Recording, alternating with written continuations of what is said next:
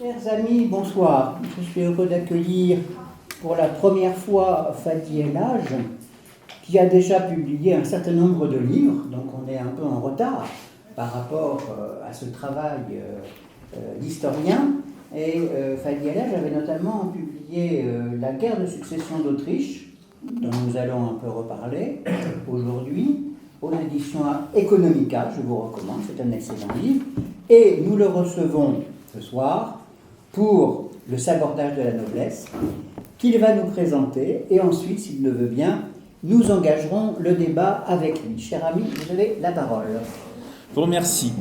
Donc, bonsoir à toutes et à tous. Je suis vraiment content d'être parmi vous pour vous présenter cet ouvrage qui a eu une genèse un petit peu compliquée, on va dire, puisque c'est issu d'un long processus. Ayant été spécialiste des maréchaux de France, ayant fait ma thèse sur cette question, forcément, je croisais plusieurs de ces personnages. Alors, petit à petit, j'avais un petit peu nourri ma réflexion sur d'autres thèmes et j'avais une fois un débat avec un de mes amis, Laurent Henniger, que certains doivent connaître, et où j'avais évoqué un petit peu une question de la noblesse qui n'était pas forcément désireuse de combattre ou même qui n'avait pas une volonté de vaincre particulière dans certains cas durant la guerre de 7 ans. Alors on en avait un peu discuté, puis il m'avait proposé de faire un ouvrage un peu autour de ce thème, et 5 ans plus tard, le voilà. Donc le sabordage de la noblesse, mythe et réalité d'une décadence. Alors j'insiste sur le côté mythe et réalité parce que je veux surtout aller au-delà de préjugés. Parce que bien souvent, la noblesse, on a l'idée qu'elle a abusé de tout et de rien, que finalement, après ça a fait les méchants nobles contre le gentil tiers-état, qu'il y a eu la révolution, la noblesse est finie, et puis voilà. Alors, c'est beaucoup plus complexe que ça, mais je pense que ce n'est pas une surprise que je vous dise ça comme ça. Mais c'est un peu pour poser le thème, puisque finalement, le processus qui a abouti à la fin de la noblesse en 1790 se tient sur la longue durée. C'est-à-dire que au niveau, on va dire, de l'évolution, on observe des défaillances, des mutations dès la fin du règne de Louis XIV. Et c'est sur ça que je vais en fait commencer en faisant une esquisse, certes avec le temps qui est imparti, de mon ouvrage. Donc mon ouvrage en fait commence avec l'année 1711. En 1711, on a le grand dauphin qui meurt. Donc là, on se dit la succession elle est assurée puisqu'il y a le duc de Bourgogne. Mais la situation de la France est complexe. On est en pleine guerre de succession d'Espagne. La situation est difficile, c'est-à-dire qu'on a plusieurs places fortes qui ont été prises. Il y a eu Lille en 1708, et ensuite il y avait les avancées d'Ouai perdues en 1710, et là on a Bouchain notamment qui est prise également, entre autres. Et donc il y a un parti qui se crée qui est très favorable à la paix, qui apparaît autour notamment de Fénelon qui a été justement un des mentors du duc de Bourgogne. Et alors Fénelon a un projet, les tables de Chaulnes. Les tables de Chaulnes qui proposent une mutation de l'organisation du pouvoir, mais aussi de l'organisation finalement de la noblesse. Pourquoi ? Fénelon accuse Louis XIV finalement d'avoir abusé du pouvoir en soumettant, en domestiquant la noblesse, puisqu'on se souvient que Louis XIV avait eu le souvenir, le traumatisme de la Fronde, et donc son objectif a été justement de domestiquer cette noblesse, et en confiant donc l'exercice, en fait il déléguait une partie du pouvoir, notamment on va dire des places de secrétaire d'État, donc dans différentes fonctions, à des membres soit d'une noblesse plus modeste, plutôt que les grands, ou ceux qui se considéraient comme les meilleurs, donc on va dire aristocrates dans le sens grec, ou alors à des bourgeois. Donc il y a une idée que Louis XIV a dévoyé l'organisation du royaume, et Fénelon veut résoudre ça avec finalement la venue prochaine du duc de Bourgogne comme roi de France, que Louis XIV avait déjà 73 ans à l'époque, donc on se disait que sa fin était proche. Alors là, on a justement une idée de revanche aristocratique qui aussi surfe sur une idée, pardon du terme, le terme un peu anachronique surfer, mais c'est un petit peu, on voit un peu le côté opportuniste, donc qui essaie donc de profiter des accusations de despotisme, car Louis XIV est accusé, notamment dans les pamphlets étrangers, les pamphlets hollandais, d'être un despote, puisque le despote, c'est celui qui finalement gouverne sans s'appuyer sur les conseillers naturels et sans donc l'entourage, ceux qui doivent l'assister naturellement, donc à savoir sa noblesse notamment la plus haute, et puis aussi les parlements, donc on avait des accusations de despotisme. Et Fénelon veut revenir à cette situation, on va dire, de pureté gouvernementale, quitte à faire des concessions terribles. Pourquoi je dis terribles ? Il dit que finalement on peut revenir à la frontière antérieure à 1640 pour avoir la paix. Il faut avoir la paix à tout prix, donc même jusqu'à donner Arras. Donc il a un idéal, c'est le règne de Charles VIII, avec les États généraux de 1484, donc il idéalise ce moment.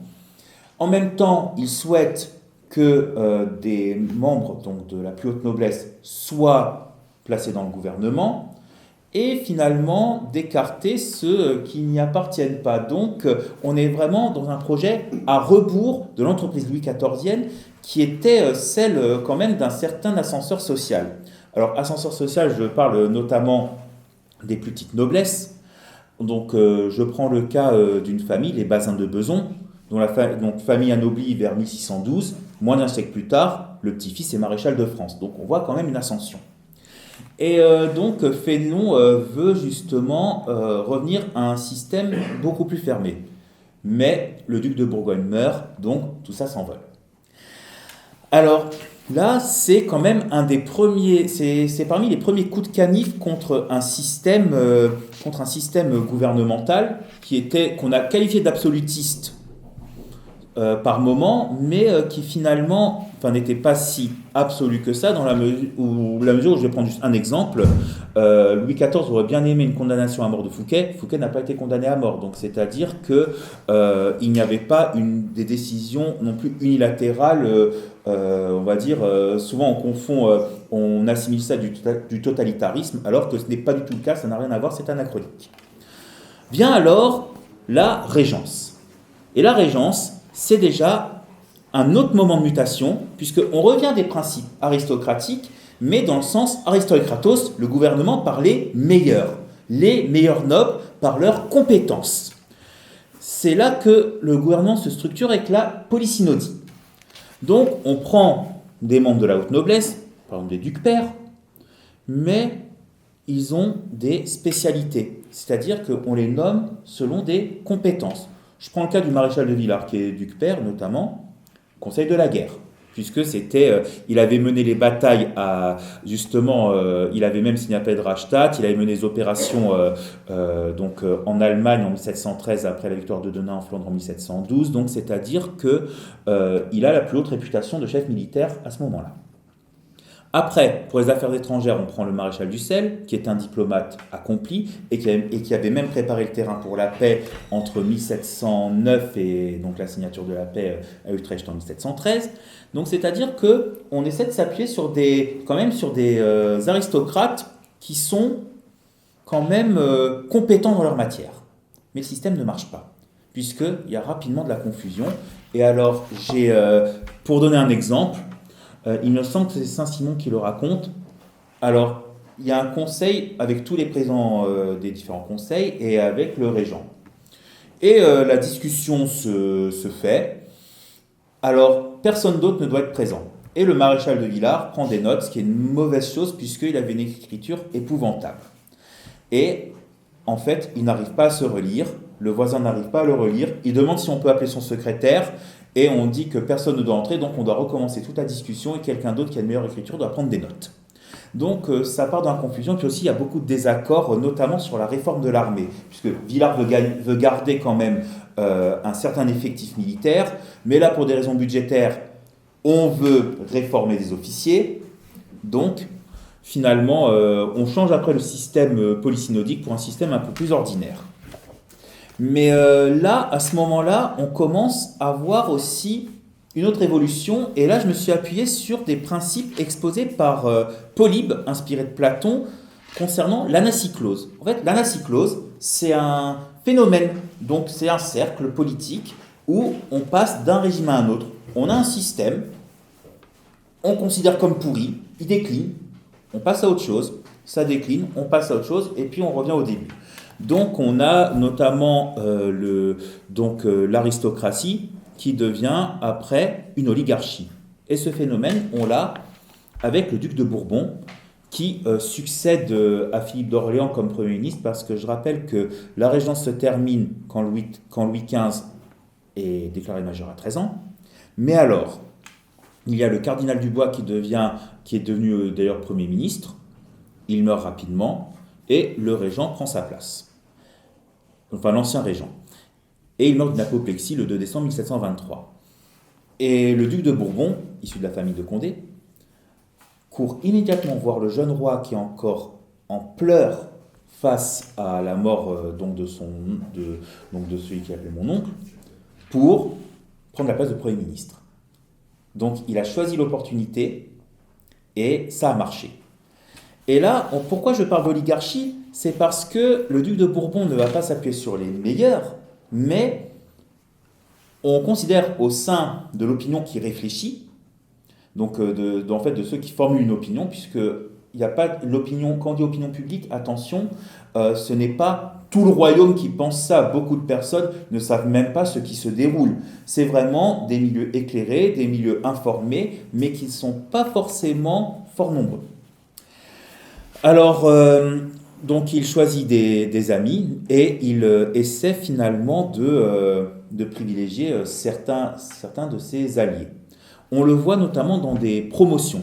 Je reprends le cas des maréchaux de France. En 1724, il fait une promotion de maréchaux de France qui a été très moquée dans le public, mais vraiment a été extrêmement moquée, puisqu'il a désigné certains proches, notamment le duc de la Feuillade, celui qui avait échoué lors du siège de Turin en 1706. Donc on se pose des questions, on dit il y a quelques méritants, mais il y en a plusieurs, on ne comprend pas ce qu'ils font là, c'est l'amitié avec le duc de Bourbon, qui en plus est accusé d'être influencé par sa maîtresse, Madame de Prie. Donc on va dire que là on a vraiment une image de quelqu'un qui est influencé donc par une âme damnée, et donc qui choisit finalement ses amis, et qui cherche à éliminer aussi ses ennemis, notamment l'ancien secrétaire d'État de la guerre, Claude Leblanc, qui fait accuser de meurtre, enfin une affaire sordide. Et donc elle est jugée au Parlement, et il envoie même des amis de duc-père pour y assister, puisque les duc-pères ont siège au Parlement, donc pour essayer d'observer ou peut-être d'influencer. Ça n'a pas marché, et donc même Leblanc a été acquitté. Et donc, même le duc de Bourbon fait toutes les manœuvres pour rester au pouvoir. Donc là, on a quelqu'un qui s'accroche. Et c'est lui, d'ailleurs, qui favorise le mariage avec Marie Leschinska, puisqu'il se dit « elle me sera redevable, donc je vais rester au pouvoir ». Mais Fleury a su fort bien jouer. Le duc de Bourbon a été exilé sur ses terres, et Fleury, après, était l'éminence grise de Louis XV. Mais donc, on a ces premiers soubresauts au début donc, de ce 18e siècle post-Louis XIVien, et il y a beaucoup d'effets négatifs qui ont été portés au niveau politique, là, mais aussi au niveau de l'image de la noblesse. C'est-à-dire que l'image du régent qu'on a, souvent, c'est celle de la débauche et autres. Bon, il y a beaucoup de choses qui ont été exagérées, mais souvent, une rumeur, un ressenti, a plus d'effets que des faits réels. Et on a certaines histoires qui le montrent bien.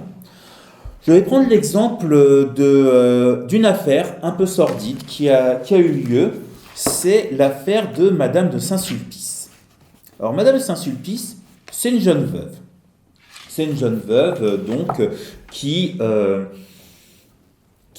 fréquenté des princes du sang qui n'étaient pas réputés être de bonnes mœurs.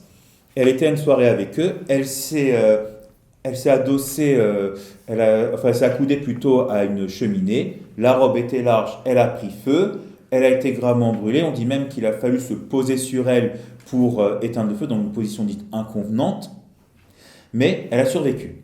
Rapidement, une rumeur a circulé comme quoi elle était ivre et que les deux jeunes princes l'ont prise dans le carrosse et qu'ils ont profité de son sommeil éthylique pour lui remplir l'entrejambe de poudre à canon et de lui faire sauter l'entrejambe. Et donc elle aurait été gravement brûlée ainsi. Alors, ce qui est intéressant dans les témoignages d'époque à Paris, notamment dans le milieu parlementaire comme l'avocat Marais ou l'avocat Barbier, c'est que on se dit que ça ne s'est pas passé comme ça, que donc c'est un malheureux accident. Mais en même temps, on a un petit commentaire disant, en gros, qu'elle a un peu cherché. Parce que quand on est une dame de la haute société, on n'a pas fréquenté des personnes aux mœurs aussi relâchées, et que cette rumeur, eh ben, finalement, elle a cherché. Donc voilà un petit peu le contexte qui peut paraître même sur certains accents fort contemporains.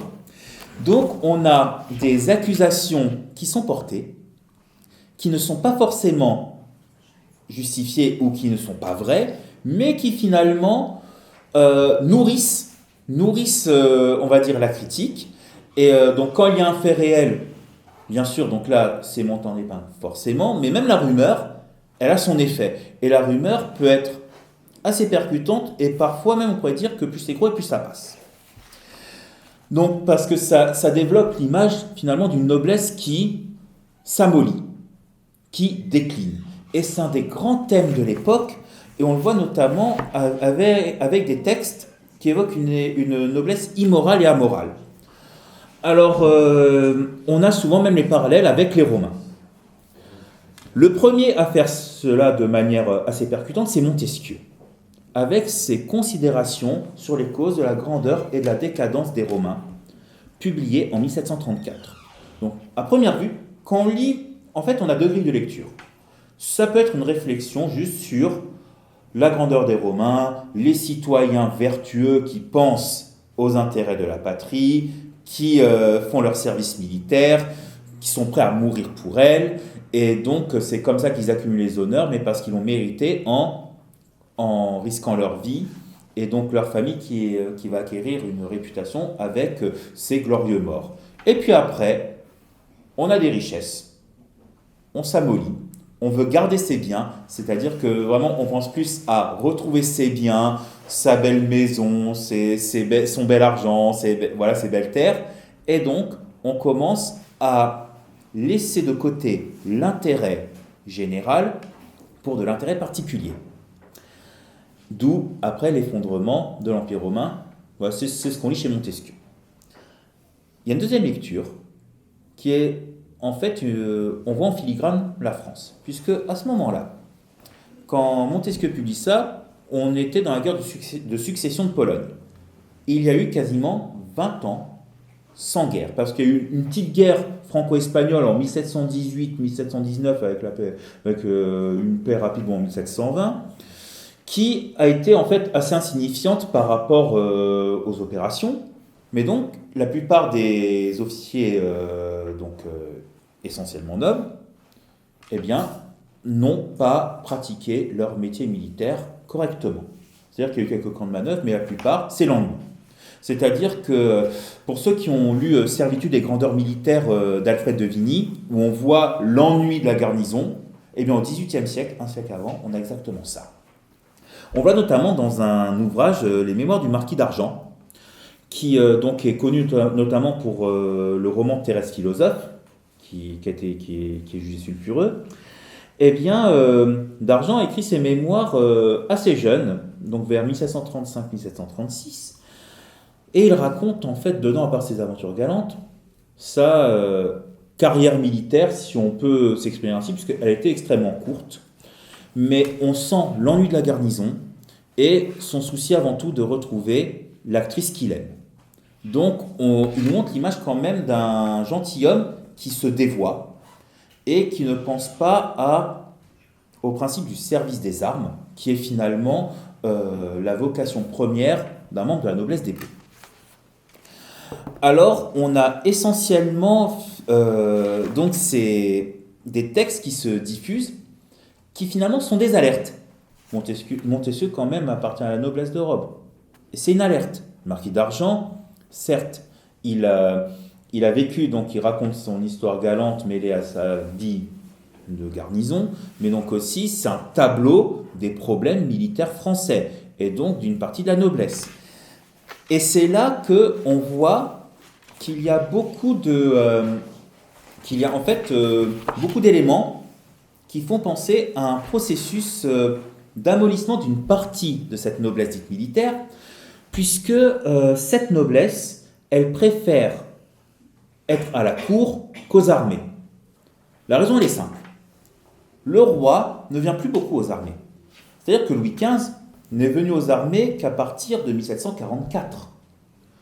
Donc on n'a pas eu un roi présent à l'armée entre 1693 et 1744. Donc on a un bon demi-siècle où le roi ne vient pas. Louis XIV encore contrôle les opérations.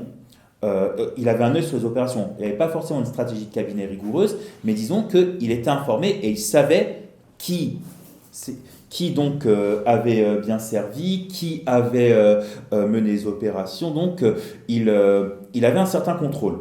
Mais Louis XV avait justement été plus sujet à certaines cabales, et on le voit avec la guerre de succession d'Autriche, puisque Louis XV a été rapidement dominé par un parti de la guerre, parce que le comte de Belle-Île aussi tenait à ce parti de la guerre, puisqu'il souhaitait se distinguer. Mais alors, pour l'intérêt de la couronne, Marie-Thérèse avait proposé Luxembourg et des places en Belgique si Louis XV acceptait la pragmatique sanction.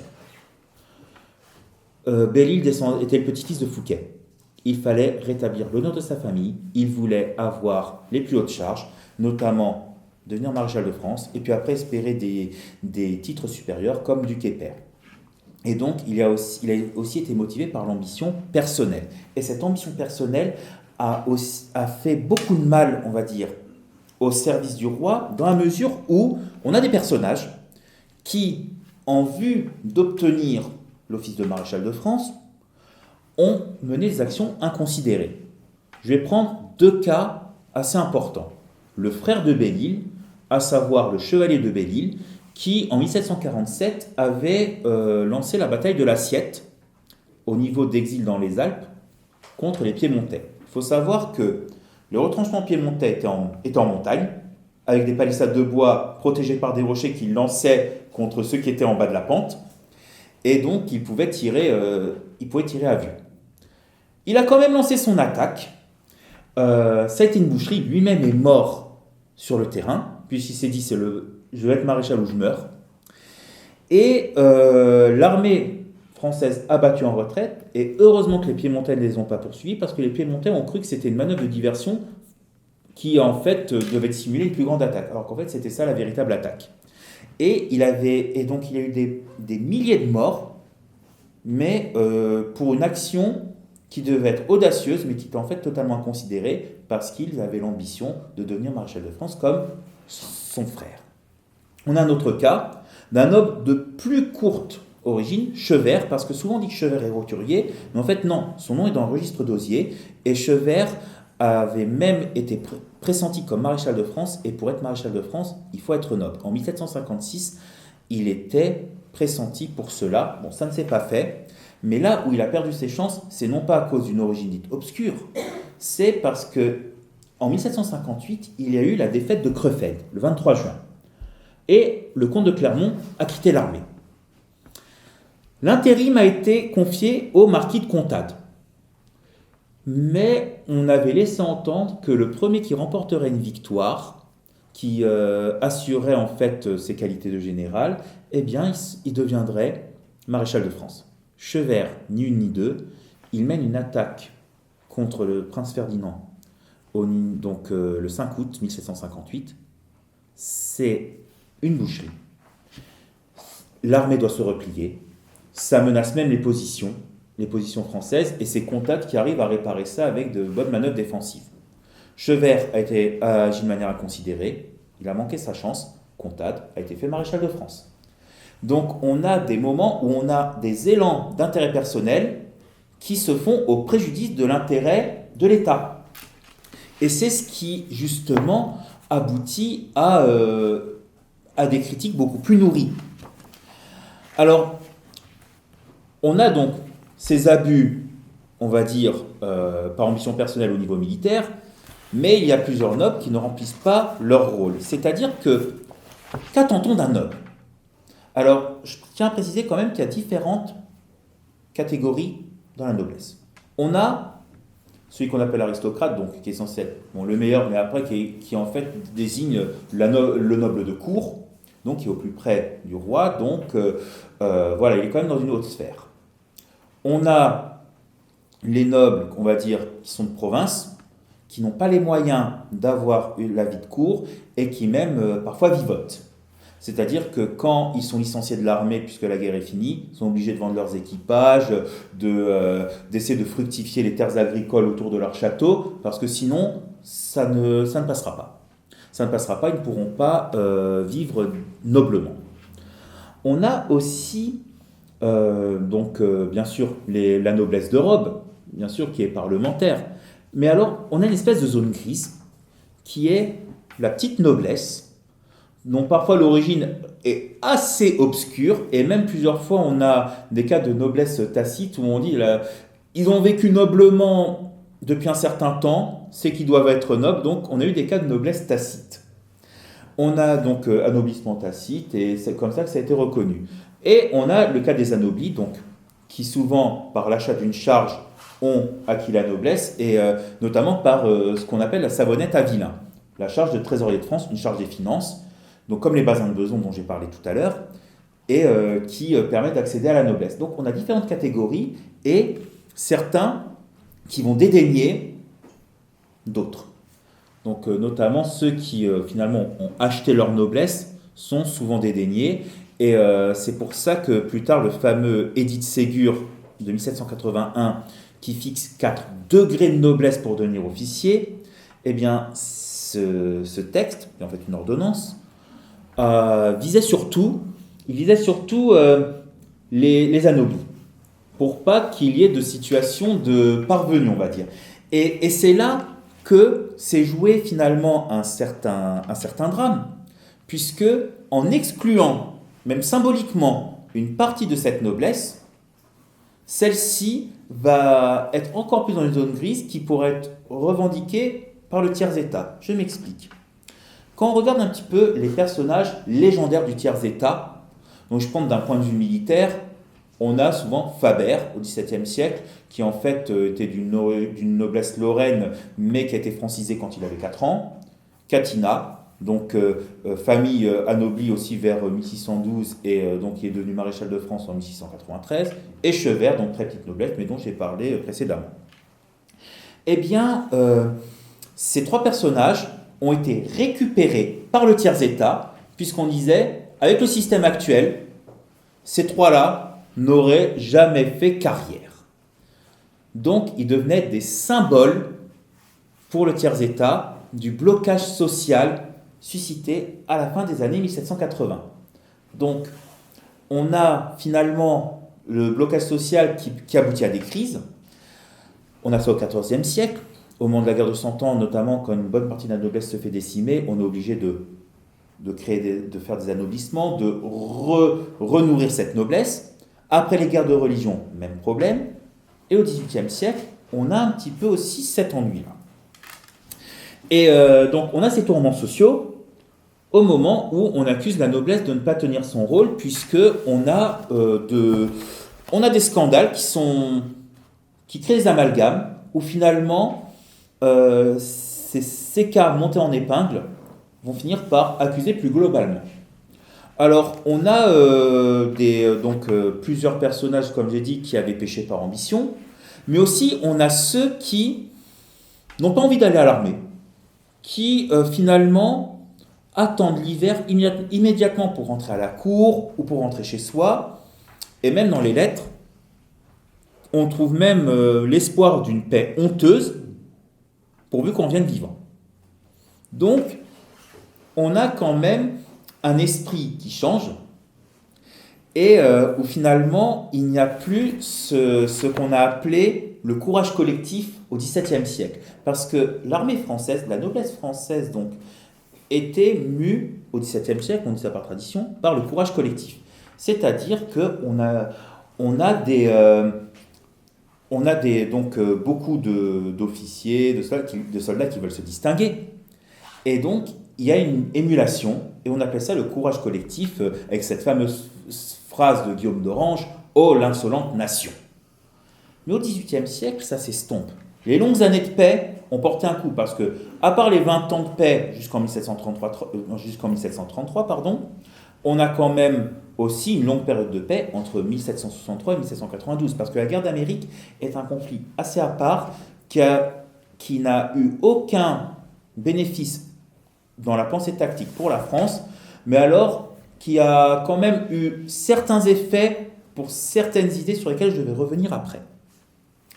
Et donc, je disais qu'on avait cet esprit de la noblesse qui finalement s'estompait petit à petit, et donc avec la longue paix, en fait, on pense à autre chose qu'au service de l'armée, et puis finalement, on pense vraiment de plus en plus à des bienfaits matériels, à une vie, on va dire, un peu plus assoupie par rapport à ce qui était attendu de la noblesse, et notamment la vertu. Parce que la vertu aussi se fait par les armes. C'est qu'on a l'image d'une noblesse qui doit montrer sa qualité, et qui place finalement l'intérêt général et donc sa vertu au-dessus de tout. Mais il y a des accusations de quête de plaisir, notamment au sein de la cour. Et puis le roi ne donne pas l'exemple, puisque Louis XV, bon, on ne va pas revenir sur les histoires, on va dire les histoires de mœurs de Louis XV, mais elles ont un sacré effet, notamment sur la fin du règne. C'est-à-dire que nous avons un cas particulier avec l'année 1771. Louis XV est avec Madame du Barry, qui de surcroît n'est pas d'origine noble, et en plus elle avait apparemment une carrière de courtisane au départ.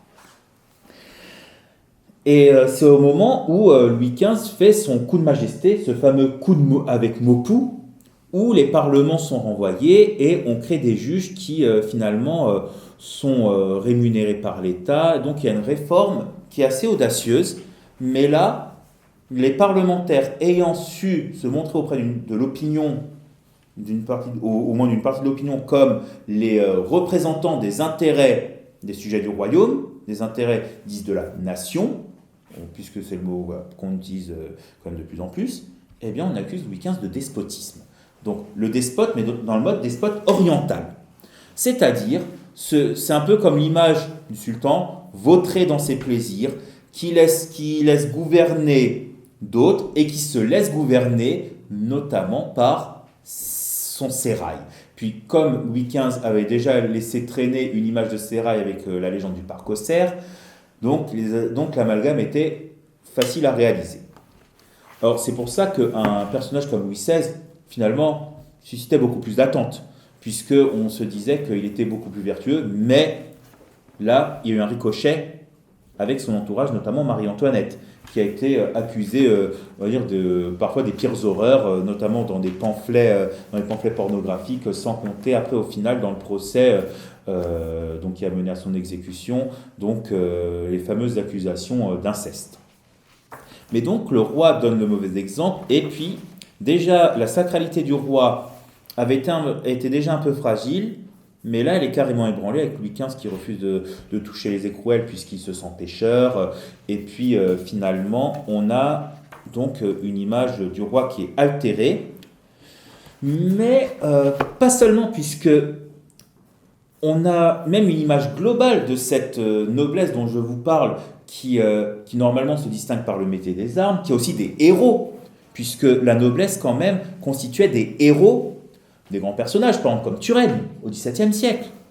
Et notamment en 1734, quand les maréchaux de Berwick et de Villars sont morts quasiment à 5 jours d'intervalle, c'est vraiment, au début, ils étaient entrés, presque, on voulait les faire entrer dans la légende très vite.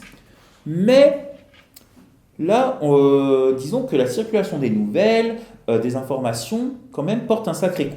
Soit dans les correspondances, soit par la publication d'ouvrages. Alors, je prends le cas de ces deux personnages, puisque ça me permet d'aborder les commentaires sur l'histoire de Polybe du chevalier de Folard, qui est donc un grand penseur, un grand tacticien, qui a voulu dire des vérités dans des commentaires sur l'histoire de Polybe. Alors des commentaires qui en fait parlent de situations militaires récentes, y compris concernant des généraux encore en vie.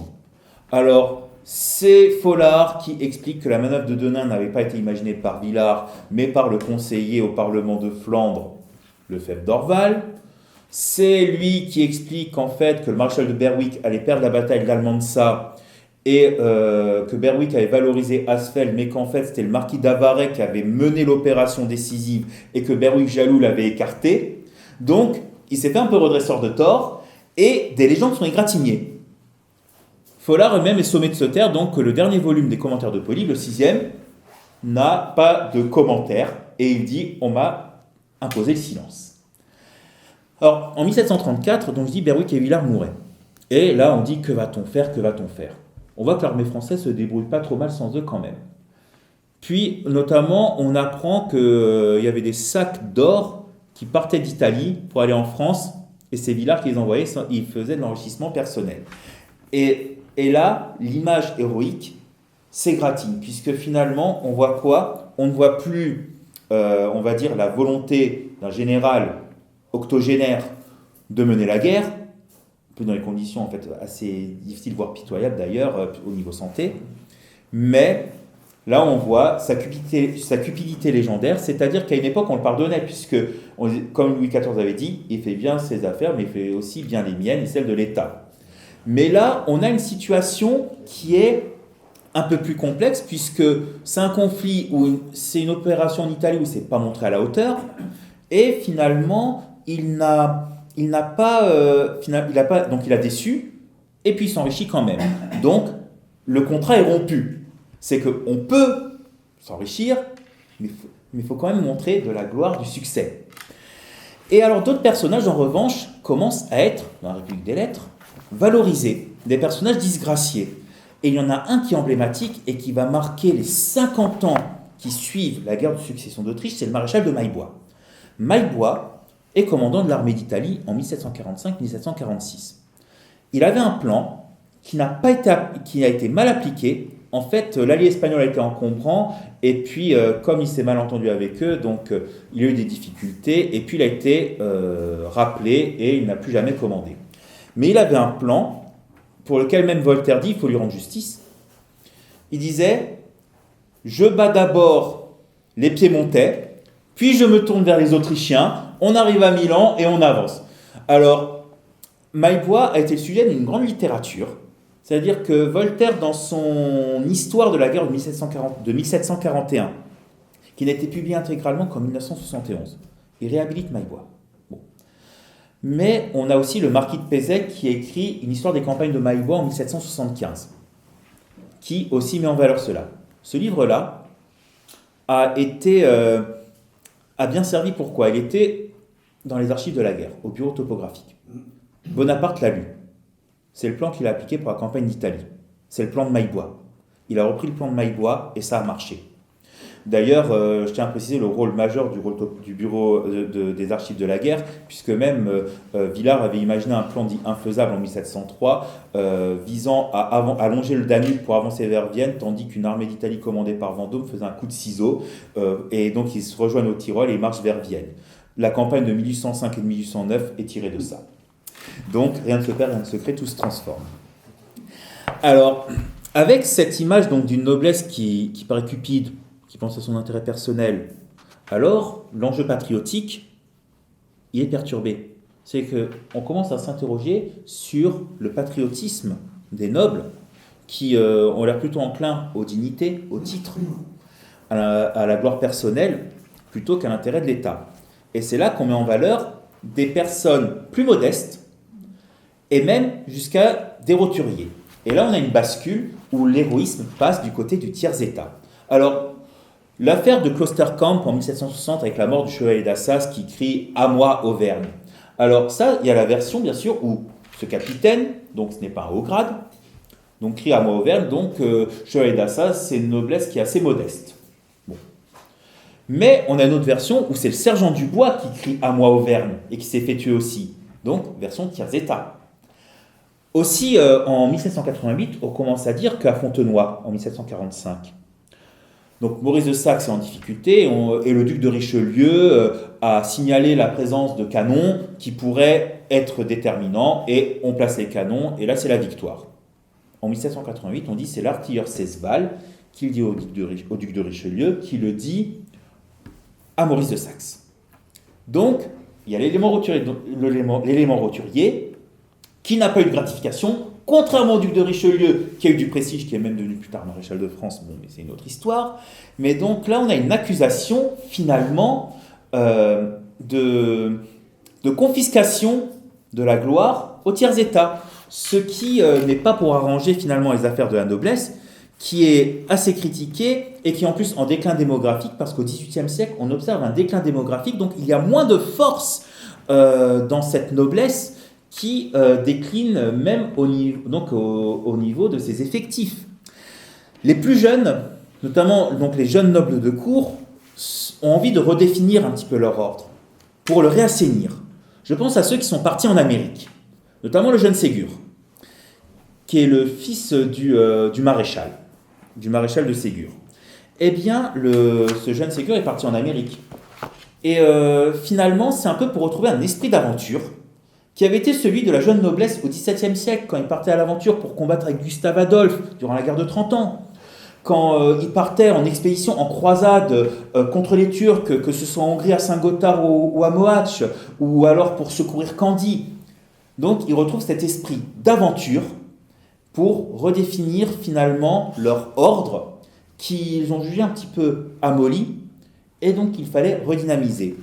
Mais disons que c'est pour cette raison aussi qu'ils ont soutenu d'abord les premières réformes avec cette abolition des privilèges, puisque de toute façon, l'honneur est encore là, puisque on revient à des bases qu'ils jugeaient plus saines. Mais l'abolition de la noblesse n'avait pas été prévue. On va dire que c'est allé plus loin que ce qui était finalement attendu. Et alors là, justement, pour conclure, j'irai sur une réflexion. La noblesse, la haute noblesse, a eu de sacrés soucis pendant la Révolution. Donc, sans faire de... je dirais que le haut de la pyramide a disparu globalement. Et quand le haut de la pyramide disparaît, au bout d'un moment, je rappelle que le but d'une révolution, c'est quand même le retour à l'ordre. Et alors, ce retour à l'ordre, qui en a tiré les fruits? Ceux qui restaient en haut de la pyramide, à savoir la petite noblesse. Celle qui avait été mise un peu plus à l'écart et qui ne pouvait pas espérer une grande ascension à la fin de ce qu'on appelle l'Ancien Régime, du fait du blocage social.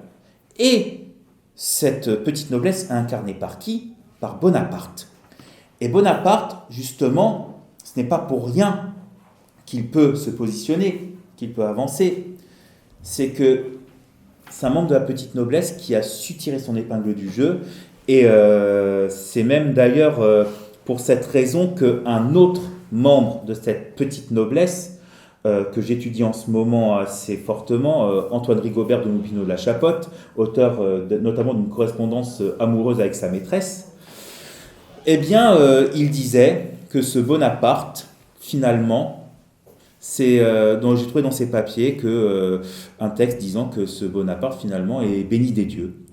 Et finalement, on a une boucle bouclée, c'est qu'avec ce retour à un ordre qui finalement ressemble un peu à un ordre Louis XIVien, puisque l'ordre Louis XIVien, c'était celui où il y avait les conquêtes, la prise de place, le précaré, l'avancement des frontières, donc. Et là, Louis XV qui déçoit, en restituant les conquêtes au traité d'Aix-la-Chapelle. Et finalement, la Révolution fait quoi? Elle reprend ces conquêtes-là, et Bonaparte les consolide. Donc, en fin de compte, l'aboutissement de tout ce cycle de perturbation, de mise en question de la noblesse, et finalement des institutions de l'État, puisque la noblesse et l'État étaient quand même fortement liés, il faut le savoir, il faut le rappeler, eh bien, l'aboutissement de tout ça, c'est Napoléon Bonaparte. Je vous remercie.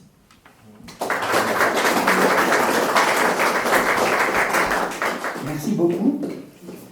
Donc le débat est ouvert. C'est Raoul qui l'anime comme d'habitude. Je vous en prie.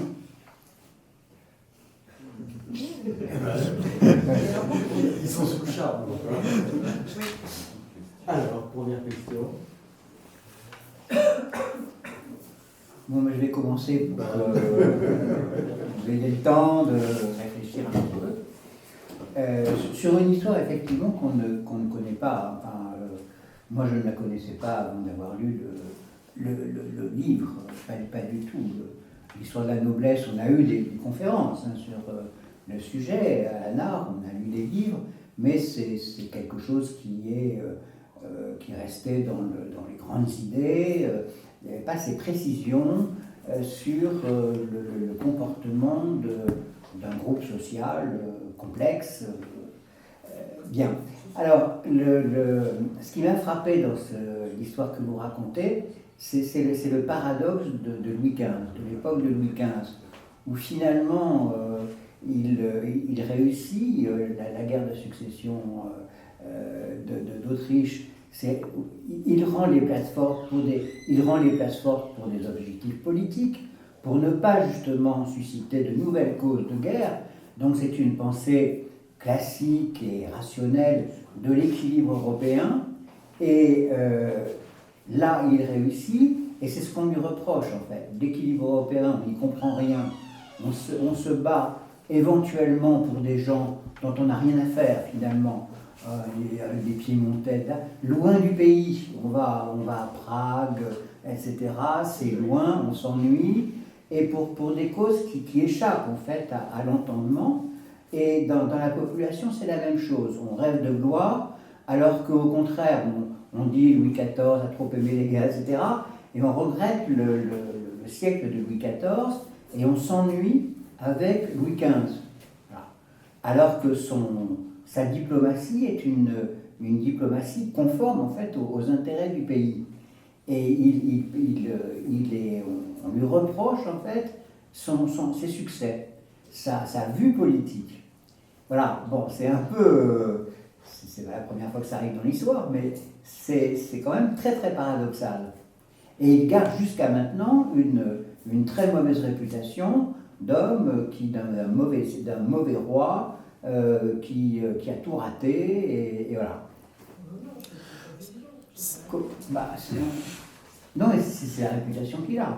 Enfin, oui, on la voit encore. Je la vois encore cette vision. C'est-à-dire que ça veut pas dire que je suis d'accord. Hein.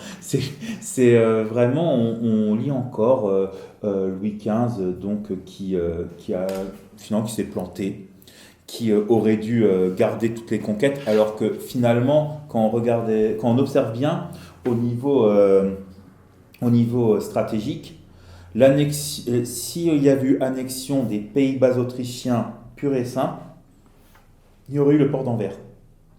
Port d'Anvers, Napoléon avait dit, pistolet braqué sur le cœur de l'Angleterre. Et l'Angleterre n'aurait jamais accepté d'avoir une telle concurrence. Donc, Louis XV avait cherché un équilibre, et notamment d'un point de vue colonial, puisqu'il y avait déjà eu une première prise de Louisbourg au Canada, et il voulait rétablir un statu quo, un compromis, alors qu'une bonne partie de la population du royaume au niveau métropolitain n'en avait cure du Canada. C'est-à-dire que la perte de Louisbourg, ça a généré surtout un haussement d'épaule. Beaucoup ne savaient pas où c'était. Personne ne voyait le véritable objectif. Donc, finalement, ce qui comptait, c'était que le royaume au niveau européen ne soit pas envahi. C'est là la grande crainte. Donc, repousser la frontière au-delà même de l'île c'est encore plus rassurant puisque on disait que il fallait fixer la frontière avec la ceinture de fer avec l'île, puisque c'était comme ça c'était pour sécuriser la Somme. Donc pour finalement protéger encore plus Paris. Mais en 1712, il y avait une grosse alerte. On parlait même de l'arrivée à la fin de l'année 1712 de l'armée du prince Eugène dans Paris. Bon, s'il n'y avait pas eu de nains, etc. Donc repousser la frontière encore plus loin, c'est encore plus rassurant. Et puis, c'est revenir, finalement, terminer le travail qui n'avait pas pu être accompli sous Louis XIV, enfin, ce qu'on en disait, parce que les places prises, notamment dans la Belgique actuelle, c'était surtout pour faire des monnaies d'échange. Pour certaines, il n'y avait pas eu d'intention d'annexion, mais on essaie de voir là où l'armée française allait le plus loin. C'est comme pour les guerres d'Italie. Les guerres d'Italie du XVIe siècle. Il faut savoir qu'au traité du Cateau-Cambrésis, il y a eu un choc énorme, puisque la Savoie était contrôlée par la France, le Piémont en grande partie aussi, avec notamment Turin. Il y avait même eu des mariages entre sujets du roi de France, notamment de Dauphiné, avec des Piémontaises de Turin, pour essayer de créer une nouvelle élite locale franco-piémontaise. Alors, il y a toujours l'idée de on a atteint ces frontières-là, il faut les garder, mais sans se poser la question des conséquences, de la possibilité de les conserver, parce que si à la guerre suivante tout est perdu, et s'il n'y a pas d'argent pour financer la guerre, donc c'est extrêmement problématique. Au XVIe siècle, au Cateau-Cambrésis, la France était financièrement exsangue. Louis XIV, c'est pareil à la fin de la guerre de succession d'Espagne. Et pour la guerre de succession d'Autriche, l'équilibre budgétaire qui avait été permis par Fleury était aussi fichu en l'air. Donc il y avait aussi ces considérations qui importaient, mais quand on demande à l'opinion, enfin à l'opinion qui s'intéresse aux faits, à ce qu'ils lisent dans les gazettes quand on fait des tédéums pour des prises de place et autres, et qu'après on dit on doit tout rendre, c'est l'incompréhension complète. Il y a eu des morts, donc morts pour rien.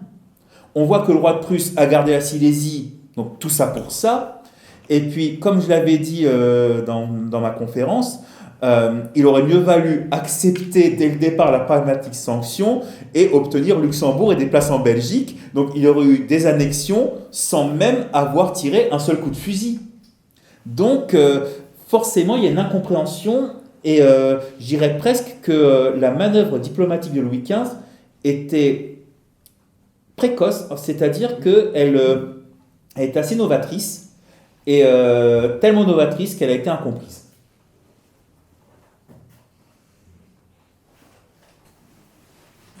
Vous avez parlé de déclin démographique dans la deuxième partie du siècle. Vous pouvez préciser un petit peu les causes ? Oui, alors les causes, elles ont été fixées notamment dans un article dans la revue Population de 1960, et aussi on voit ça un petit peu dans certaines sources par-ci par-là. C'est là où l'anecdotique peut finalement nourrir une réflexion plus vaste. Alors, l'une des premières causes, c'est la consanguinité de nombreux lignages. Au bout d'un moment, il y a une stérilité qui s'accomplit, comme avec le dernier Habsbourg d'Espagne. Donc ça, c'est un premier phénomène, puisque comme c'est l'idée de conserver les terres, donc il y a eu des mariages consanguins qui ont abouti à cela.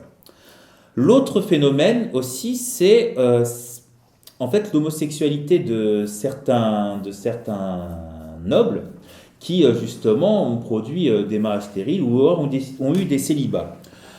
Alors, je vais prendre encore un exemple avec le fils du maréchal de Villars, qui a été impliqué dans le scandale homosexuel de Versailles de l'été 1722, où le jeune Louis XV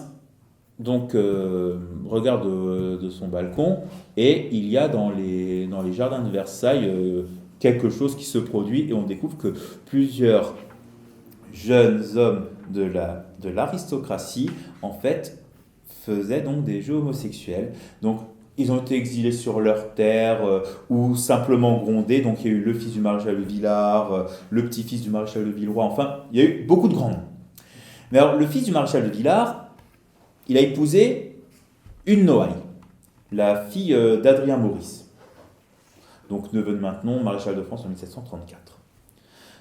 Ils ont eu une fille qui est devenue religieuse, mais après, il n'était pas, on va dire, il n'était pas avec sa femme, et donc le lignage s'est éteint. Même le commissaire de police de Versailles, Pierre Narbonne, le dit dans son journal que le fils du maréchal de Villars n'aime pas les femmes.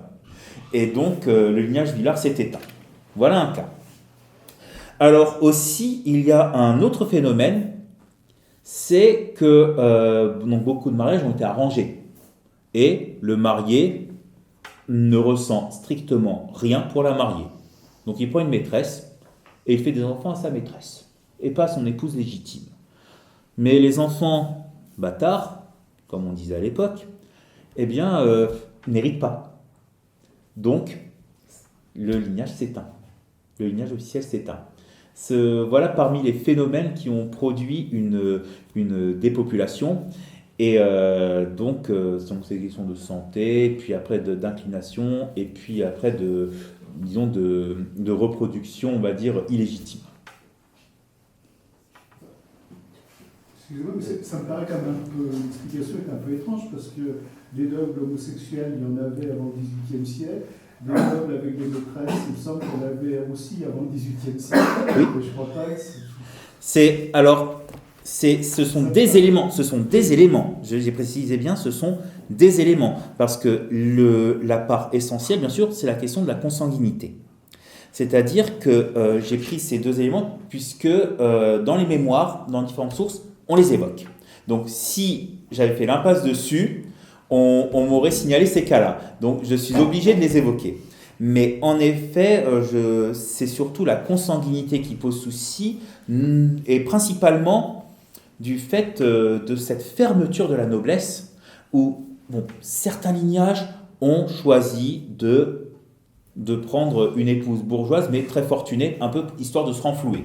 On a le cas des Breuil, donc le deuxième maréchal de Breuil, qui épouse en fait une bourgeoise, mais bien fortunée.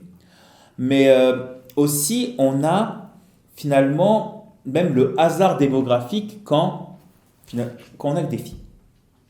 Quand on a que des filles, donc le nom disparaît.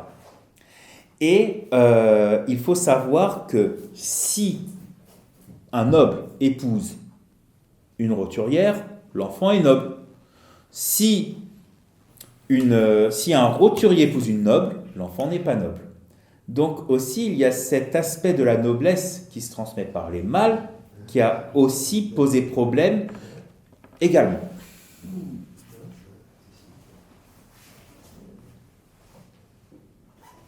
je vais aussi reposer une autre question. Vas-y. On change un peu, enfin, les perspectives sont un peu différentes. C'était surtout l'idéologie de la noblesse au XVIIIe siècle. On a parlé de Boulainvilliers. J'avais lu il y a quelques temps, déjà, je ne me souviens plus très bien, le cours de Michel Foucault, Il faut défendre la société, où il cite beaucoup d'autres auteurs que Boulainvilliers. Boulainvilliers n'a pas. Parce qu'on attribue à Boulainvilliers, etc. En fait, c'est pas une grande importance dans l'œuvre de Boulainvilliers, mais qu'il y a tout un tas d'autres auteurs. Toute cette idée que la noblesse, particulièrement la noblesse d'épée, n'appartient pas à la nation. Ce sont des conquérants. Tout à fait. Le pouvoir de conquête s'applique d'abord sur la population du territoire français. Ça tombe bien, j'en parle dans mon ouvrage, mais après, je voulais tenir le temps imparti naturellement. Boulainvilliers a en effet énormément marqué, puisque même Napoléon à Sainte-Hélène a dit « La Révolution française, c'est les Gaulois qui se révoltent contre les Francs ». Donc l'idée de Boulainvilliers, en effet, c'est que la noblesse, enfin surtout la noblesse la plus ancienne, bien sûr, est d'origine franque, et donc elle a soumis les Gallo-Romains. Et que de là est venu finalement un pouvoir qui a été motivé par la coercition, par la force, et donc il s'est mis à réfléchir, à douter de la légitimité, on va dire, de ce pouvoir. Et le texte de Boulainvilliers, apparu de manière posthume en 1727, le fameux État de la France, et d'ailleurs qui avait eu justement une grande autorité parce qu'il avait quand même lu les manuscrits des différents états statistiques qui ont été faits à destination du duc de Bourgogne vers 1697-1698. Donc il y avait des chiffres qui étaient assez solides. Et d'ailleurs, Boulainvilliers a beaucoup influencé pour cette raison, puisque ces fameux mémoires, textes manuscrits sur les différentes provinces, on en a encore édité un récemment et ce n'est pas fini. Donc c'est pour vous dire que depuis le 19e siècle, on les édite petit à petit et ce n'est pas encore fini. Et donc Boulainvilliers, justement, montrait des chiffres, des éléments qui paraissaient donc concrets. Et on a cette réflexion sur la noblesse, alors qui montre aussi les évolutions sur les réflexions autour de l'origine de la nation, France et autres. Puisque avant on avait le mythe troyen, qui après a évolué vers le mythe gaulois. Et là, il nous pose la question de la soumission des Gallo-Romains par les Francs, et alors en posant la question de la légitimité. Et c'est là où justement les textes ont pu avoir une influence, puisque la diffusion d'un texte comme celui de Boulainvilliers a pu avoir une profonde influence. Et même je dirais que ces textes-là, au même titre que l'Esprit des lois ou même les considérations sur la grandeur et la décadence des Romains, ces textes-là nous montrent finalement un effet plus ravageur qu'un texte comme le Contrat social, dont la diffusion est encore sujet à polémique, puisque je rappelle que Daniel Mornay en 1933 avait relevé dans les inventaires après décès qu'il avait étudiés sur les origines intellectuelles de la Révolution française, il n'avait relevé qu'une mention du contrat social dans les inventaires après décès. Alors peut-être que des héritiers avaient dissimulé l'exemplaire du contrat social avant l'inventaire après décès, c'est possible, mais quand même ça montre qu'il y avait peut-être moins d'effets. Et aussi, quand même, bon, j'ai évoqué Montesquieu pour les Romains de ce point de vue, mais l'Esprit des lois aussi a eu une influence dans certaines sphères, mais globalement, ça n'a pas été non plus le texte le plus marquant du siècle. Alors, j'ai un argument pour cela, les cahiers de doléances, puisqu'il y a une thèse qui a été publiée il y a une dizaine d'années, même presque une vingtaine d'années, sur les cahiers de doléances, qui montre que des milliers de cahiers de doléances dépouillés par l'auteur, seulement 2 font référence à Montesquieu. Donc, on n'est peut-être pas dans une influence de texte majeure, mais en revanche, Boulainvilliers a eu quand même un poids, et notamment auprès de la jeune noblesse, celle qui voulait un peu changer les choses. Oui, mais je voudrais, c'est un point qui n'est pas majeur, mais vous à la fin de votre livre, vous évoquez le cas d'un chef militaire, je ne sais plus son grade, le maréchal peut-être, qui offre à son fils un régiment. Belle-Île. Et voilà, il y a un très beau texte parce qu'il fait des recommandations qui sont effectivement très judicieuses quant à la direction de cette troupe. Alors on ne sait jamais si ces gens qui achètent un régiment ont une formation militaire eux-mêmes ou pas. Parce que ce garçon est très jeune en plus. Il a 17, 20 ans, je ne sais plus. Oui, il a à peu près 17 ans en effet à ce moment-là. Alors son père lui dit écoutez les officiers, écoutez les chefs militaires, ceux qui commandent, écoutez les soldats aussi, écoutez tout le monde. Et on se dit il est passé par un collège militaire, ils ont, enfin lui et les autres, ils ont quand même quelques qualités. Alors, les gentilshommes ont une formation militaire, c'est-à-dire que soit vraiment dans le domaine où se trouve leur famille, ou alors des études assez sommaires, donc où on a d'abord l'étude un peu intellectuelle. Je prends encore le cas au XVIIe siècle de Villard-de-Berwick, qui sont passés par le collège de Juilly.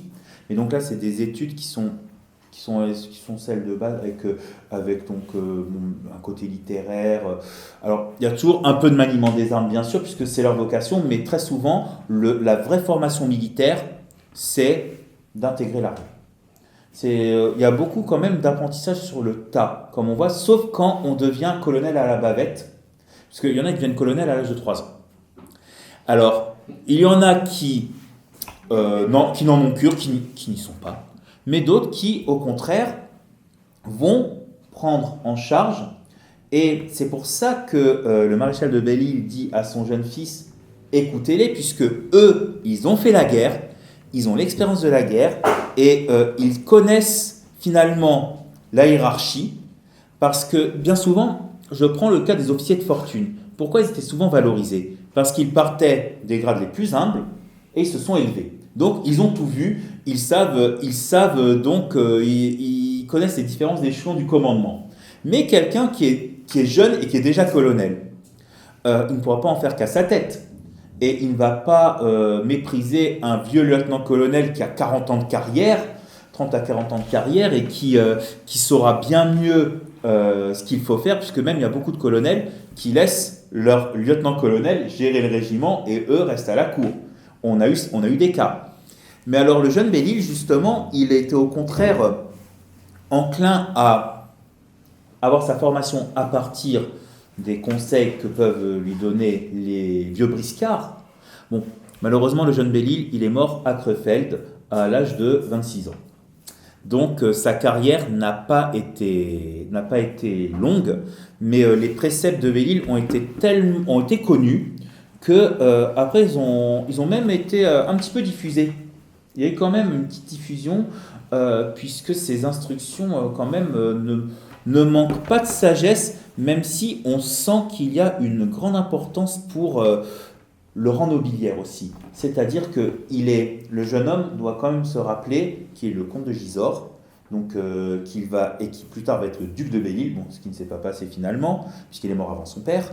Et c'est-à-dire qu'il a à la fois une conscience du rang, mais en même temps un respect pour les subalternes, pour ceux qui sont en dessous. Et il est là l'enjeu, c'est que tant que les personnes considérées comme des élites sont présentes et donc au-dessus, il faut qu'elles respectent ceux qui sont en dessous, parce que c'est justement le mépris manifeste ou apparent qui après suscite la contestation, suscite l'ire, suscite la critique. Ah oui. Les écoles militaires, quand est-ce qu'elles ont commencé? Alors, Parce que Bonaparte est allé dans un collège militaire. Oui. Alors l'école militaire, c'est en 1751 a été posée à la base de l'école militaire, celle qui est maintenant à Paris près de la Tour Eiffel. Le but, c'était justement de former les jeunes nobles désargentés. Et Bonaparte, pourquoi est-il passé par l'école militaire de Paris? Puisqu'à un moment, elle a été supprimée, puis rétablie. Si, de 1784 à 1785. Autun, puis Brienne, puis Paris. Mais après, elle était à Paris. Donc, Autun, collège d'Autun, 1778-1779. Brienne, 1779-1784. Et 1784-85, il est à l'école militaire de Paris. Et donc, où il a la fin de sa formation avant de partir au régiment d'artillerie de la Fère. Et donc, c'est pour les nobles, les membres de noblesse désargentée. C'est Charles Bonaparte. Sa noblesse corse avait été reconnue, mais donc c'était une noblesse quand même qui était assez désargentée. Et c'est pour ça qu'il faisait beaucoup de voyages sur le continent pour justement demander des pensions et autres, et puis pour appuyer la scolarité de Joseph et de Napoléon.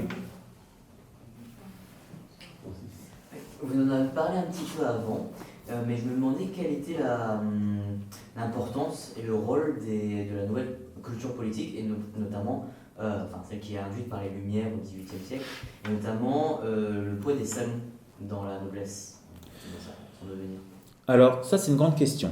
C'est une très bonne question, puisque c'est vrai que ça appartient aux images, on va dire, de nobles qui fréquentent des endroits. Alors, c'est pas partagé par tout le monde. On en a, c'est vrai, qui ont créé des clubs, notamment le club de l'entresol qui a été fermé justement un peu après la Régence. Donc le club de l'entresol, c'est le marquis d'Argenson qui en parle. Donc c'est un club où on discutait justement de questions politiques et c'était des jeunes donc c'était des membres de la noblesse qui en discutaient puisque finalement on parlait de questions de pouvoir, de questions politiques, ce qui était d'autant plus facile en temps de régence puisque un régent n'est pas le roi. Donc finalement on peut aussi le remplacer. On peut se contester. Voilà, on peut le contester, on peut le remplacer. Il y a la conspiration de Selama, enfin, donc il y a des intrigues, mais alors beaucoup ont préféré jouer de prudence. C'est-à-dire que la possession de la grâce, la possession de biens, fait qu'on est très prudent. Je me souviens encore dans les mémoires de Villard qui fait celui qui presque ne comprend rien quand on essaie de l'impliquer dans la conjuration de Sellamar, et finalement il n'est pas inquiété puisque je ne sais pas à quel point il a fait le benet, mais en tout cas il s'en est très très bien tiré. Tandis que d'autres ont été exilés sur leur terre, ont eu plus de soucis. Alors après, c'est vrai que la part des salons, c'est quelque chose qui est quand même très urbain. Et donc la noblesse de province n'est pas du tout concernée. Et la noblesse de province, c'est quand même une proportion qu'il ne faut pas négliger. Donc c'est-à-dire que pour moi, c'est une frange qui est assez mince de la noblesse, qui était impliquée dans les salons, puisqu'il y en a certains qui étaient des bibliophiles, qui justement avaient des échanges. Mais après, ce n'était pas forcément pour vouloir changer le monde, c'était plus dans le domaine intellectuel et puis aussi pour savoir un petit peu ce qui s'écrit, ce qui se sait, mais ce n'est pas forcément pour essayer de refaire. De nouvelles idées, et notamment qui viennent pas de la noblesse. En fait. Oui, et aussi, il faut faire attention à une chose sur les Lumières, c'est qu'on a souvent l'image de Lumières qui ont mené à la Révolution. Mais les Lumières ont mené à la fois à la Révolution et à la contre-révolution. C'est-à-dire que les mêmes penseurs ont nourri les deux parties. Donc, on va dire que l'enchaînement entre ce qu'on appelle les Lumières et la Révolution il n'est pas évident, il n'est pas automatique, et même, je dirais que sur certains points, ça tient de l'imagerie d'Épinal. Il a une bien mauvaise posture, je n'ai pas. D'autres questions? Oui, Jean-François. Oui. Il semblerait qu'au XVIIIe siècle, la noblesse de robe et la noblesse d'épée soient... alors en plus, il apparaît, je crois, à la fin du XVIIIe, une noblesse de fonction. C'est-à-dire que par exemple, les ingénieurs militaires sont anoblis automatiquement. Bon.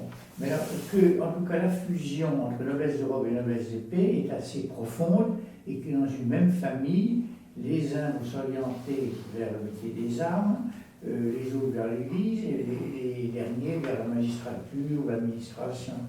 Est-ce que c'est... Oui, tout à fait. On a le cas de la famille Catinat, à la fin du règne de Louis XIV, donc l'un qui est maréchal de France, d'autres qui sont magistrats. Ce même Catinat a d'abord été avocat, puis il a embrassé le métier des armes. Donc il a vraiment fait une transition personnelle de la robe à l'épée. Et c'est vrai que là, c'est le symbole, on va dire, de la réussite sociale, puisqu'on a pu disperser le lignage aussi bien dans l'Église qu'à l'armée et donc dans la magistrature. Parce que souvent, l'image qu'on a, on va dire, de ce parcours d'honneur, c'est on a le bourgeois qui va acheter une charge. La charge est anoblissante. Donc, d'abord, c'est la magistrature ou les finances, bon. Et après, il en faut un qui passe à la noblesse d'épée. Comme ça, on est sûr que là, ça avance et ce n'est plus... Donc, on quitte la robe. Alors, une partie du lignage reste, bien sûr, quand il y a beaucoup d'enfants. Mais le but, c'est quand même qu'une partie du lignage arrive à la noblesse d'épée. Et après, que cette noblesse d'épée puisse acquérir des grades militaires, arriver à à des offices de la couronne, maréchal de France, et après, aller jusqu'au duché Péry. Mais alors, là où justement, à la fin de l'Ancien Régime, il y a eu problème, c'est que, je prends le cas en 1775, on a nommé 7 maréchaux de France, 5 étaient déjà duqués pairs. Donc, c'est un peu le chemin à rebours, et ils étaient déjà fils ou petits-fils de maréchal de France. Donc, la logique, c'était que, en fait, après le maréchalat, on peut avoir des distinctions, devenir duc, père, etc. Là, on est déjà duc, père, et après c'est un ornement en plus. Et c'est là où finalement le système se voit perturbé, parce que c'est comme si on faisait le chemin à l'envers, ce qui n'est pas normal. Bernard. Oui. Je donne une petite précision. Vous avez parlé de pyramide, de tête de pyramide était pendant la Révolution. J'ai du mal à voir la limite entre la tête et puis l'étage inférieur. Alors, on a ce qui a été désigné comme les aristocrates, donc la noblesse de cour, la plus riche, celle qui cumulait même des charges, parce qu'il y a eu beaucoup d'accusations même de membres de la haute noblesse qui avaient des charges d'dignité et qui cumulaient en même temps soit plusieurs gouvernements, et donc avec différents sous, donc des gouvernements de place, des gouvernements de province, et qui, comme cela, avaient d'énormes revenus sur le trésor royal, plus des pensions et autres. Donc c'est ceux-là qui ont eu le plus d'ennuis. Après, on a justement cette zone de noblesse désargentée qui, si elle voulait feindre la roture, en était capable. Et même, j'ai un cas, j'avais parlé de Maupinot de la Chapotte, j'ai donc ce capitaine qui est originaire de Reims, qui était d'une noblesse très très courte. Pendant la Terreur, c'est un vieillard qui est à l'Hôtel-Dieu et qui subit en fait l'expulsion des ci-devant nobles de Paris, et qui dit que, vu son état et aussi finalement sa condition, il demande à ne pas être considéré parmi les ex-nobles, puisqu'il était d'une noblesse tellement obscure qu'il pouvait se faire passer pour roturier aussi sans problème. Et c'est cette zone-là qui, on va dire, en a profité, puisqu'elle a su être discrète au moment où on s'en prenait à la noblesse, et finalement remettre ça en valeur dès que le ciel est un peu plus éclairé. Puisque on se souvient bien, on voit notamment dans l'état militaire de la France de 1789, avec une énorme coquille dedans, dans la liste des artilleurs, on a de Buonaparte. Oui, parce qu'au lieu de Buonaparte, ils ont mis un U au lieu du N, donc ça fait une énorme coquille. Et comme par hasard, c'est tombé sur ce nom-là. Bon. Et après, c'est devenu Buonaparte, il n'y a plus le 2. Donc, parce que la particule ne veut pas dire forcément la noblesse, mais déjà, dans certains esprits, il y avait une assimilation, donc on commence déjà à tort, donc on devient discret. Et même certains Bona-par, donc ça devient de plus en plus obscur.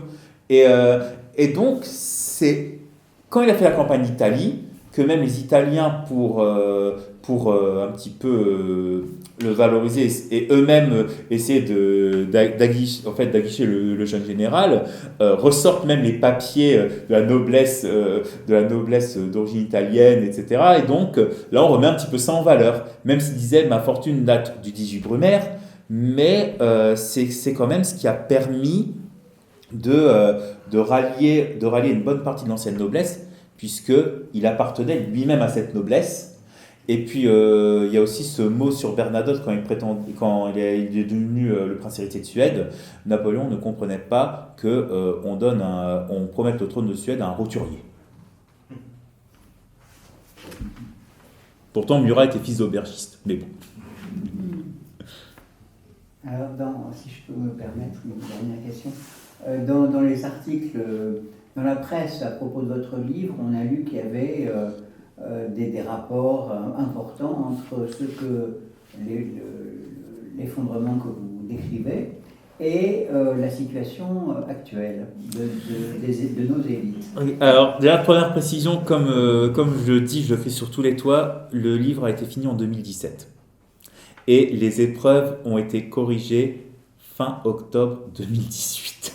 Donc, il n'y a aucun rapport avec ce qui s'est passé après, mais c'est vrai que j'ai eu des chroniques disant que ça fait penser à la crise des gilets jaunes ou je ne sais quoi, alors que honnêtement, quand j'ai fait le livre, ça n'existait pas. Donc j'ai été rattrapé par l'actualité, à mon corps défendant. Mais néanmoins, je me suis dit que c'est intéressant de voir comment la notion d'élite captive encore, puisque au bout d'un moment, on a toujours d'un groupe de personnes qui peut prendre le dessus dans des institutions et qui se définissent comme élites. Et puis après, ces élites, pardon le mauvais jeu de mots, se délitent un petit peu, elles subissent les critiques, et puis après, on essaie de tenter un renouvellement, parfois avec des parvenus. Mais après, les parvenus, ils suscitent encore plus d'ire et de colère, puisqu'on dit qu'ils sont encore moins légitimes, puisqu'ils n'appartiennent pas au sérail, puisque c'est comme, c'est-à-dire que aucun pédigré politique ou autre, aucun pédigré social, donc on peut avoir, on a ce phénomène cyclique, où là, après, on critique ceux qui ont chassé ceux qui étaient avant.